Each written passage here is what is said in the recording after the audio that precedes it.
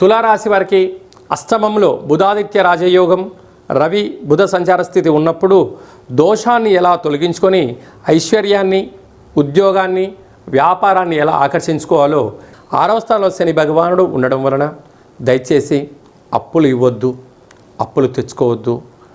శనివారం రోజున ఎరుపు రంగు వస్త్రాలు వేయొద్దు. వీలైనంత వరకు మౌనం, ధ్యానం, ఏకాగ్రత చాలా అవసరం.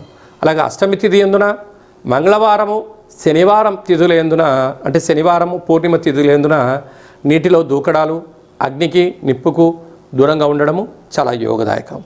సప్తమంలో శుక్రుడు ఉండడం వల్ల వివాహ ప్రయత్నాలు కలిసి రావడం, నూతన వస్త్రాలు, బంగారు ఆభరణాలు, షేర్లు, గృహాలు, బంగారు ఆభరణాలు, బ్యాంకు లావాదేవీలు యోగదాయకం.